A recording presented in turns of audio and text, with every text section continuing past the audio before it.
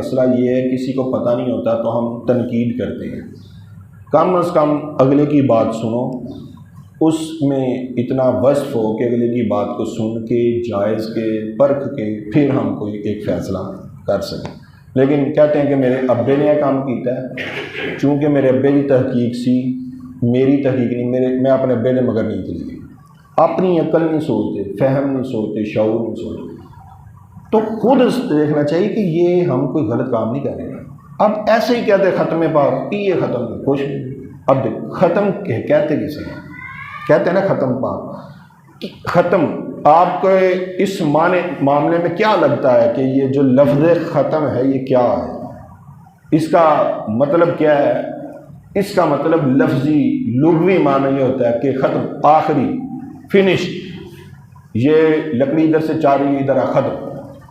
بھائی ختم سے مراد ہے ختم القرآن، قرآن پاک کو مکمل کیا، یا پھر وہ صورتیں پڑھ کے کسی کو ایصال ثواب کرنا جن کو پڑھنے سے پورے قرآن کا ثواب ملتا ہے. جیسے سورۃ اخلاص کو 3 مرتبہ پڑھیں تو پورے قرآن پاک کا ثواب ہوتا ہے. سورۃ یاسین کو 1 مرتبہ پڑھیں تو 10 قرآن مجید پڑھنے کا ثواب ہوتا ہے. تو ختم کا مطلب ہوتا ہے یا قرآن ایسی محفل جس میں قرآن پاک کو مکمل کیا گیا ہو، یا پھر وہ تمام صورتیں پڑھی گئی ہوں جس میں قرآن پاک مکمل کرنے کا ثواب ملتا ہے، ایسی محفل کو ختم پاک کہا جاتا ہے. بھائی یہ کنسیپٹ سمجھ آ گیا؟ اب کنسیپٹ یہی ہے، تصور یہی، اس کا نام جو مرضی رکھ دیں. بولو بھائی سمجھ آ رہی جگہ؟ اس کا نام آپ جو مرضی رکھ دیں. تو ختم پاک ہم کیوں کرتے ہیں کسی کو؟ اچھا ختم کا مقصد کیا ہوتا ہے؟ جو میت ہے اس کو بولو ثواب پہنچا دے. کیا ثواب پہنچا دے؟ اب ثواب پہنچانے کے کئی طریقے ہیں. ثواب پہنچانے کے کئی طریقے ہیں.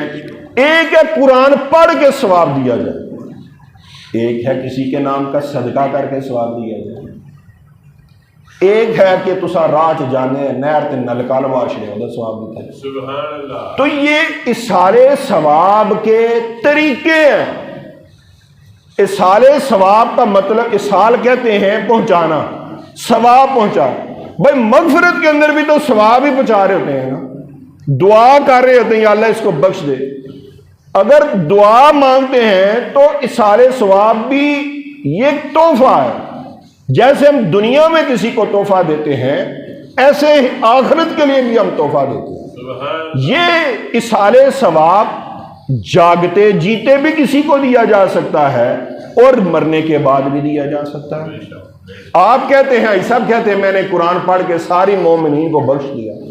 جیتے جاگتے بھی ثواب ہو جاتا ہے، ثواب اصال ہو جاتا ہے، اور مرنے کے بعد بھی ہو جاتا ہے. اگر مرنے کے بعد نہ ہوتا تو ابراہیم علیہ السلام وہ دعا کیوں مانگتے جو آپ نے پہلے سنی؟ وہ ایک میں کسی دی تقریر سونے سے انہیں کیا ہی کیڑی گتھڑی دے اندر مرن تو بعد ثواب ہو جاتا ہے. وہ مہرا دسو. اتنے ایک عالم دین صاحب نے کہا کہ جس گتھڑی دے مہرے چ جنازے دا ثواب لنگ جاتا ہے نا، اتوں پورے قرآن دا ثواب بھی لنگ جاتا ہے. ورنہ مر تو بندہ پہلے ہی رہتا ہے، جنازہ تو بعد میں ہوتا ہے. اگر گدھڑی بند ہو جاتے پھر کس سراغ سے ہوتا ثواب ہے؟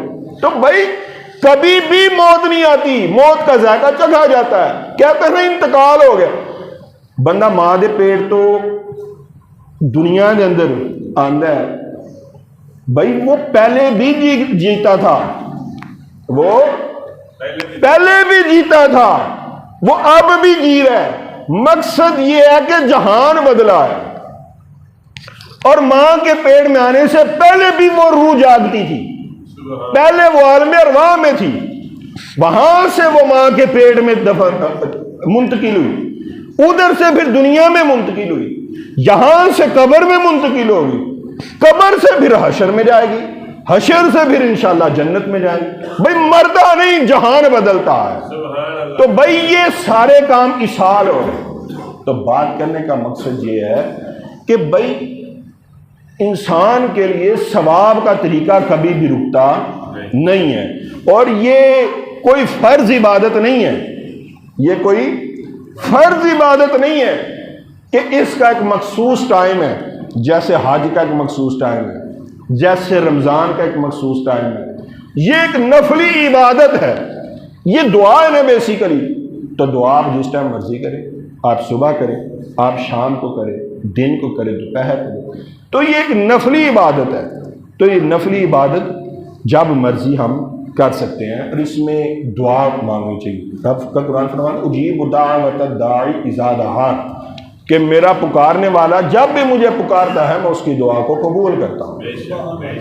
تو جب ہم کسی کے لیے دعا کرتے ہیں تو بھائی کیا مسئلہ ہے؟ بات سمجھ آئی کہ نہیں؟ میں آگے چلو۔ اچھا، یہ آپ کو ختم پاک کا میں نے مفہوم بتا دیا ہے کہ ختم کہتے ہیں ختم القرآن کی محفل کو، باقی یہ ایک طریقہ ہے اصالِ ثواب کا، اس سے آپ نلکا لگا کے یہ وہ دوسرا تیسرا کچھ بھی طریقے سے آپ اصالِ ثواب کر سکتے ہیں۔ اتنی بات سمجھ میں آگے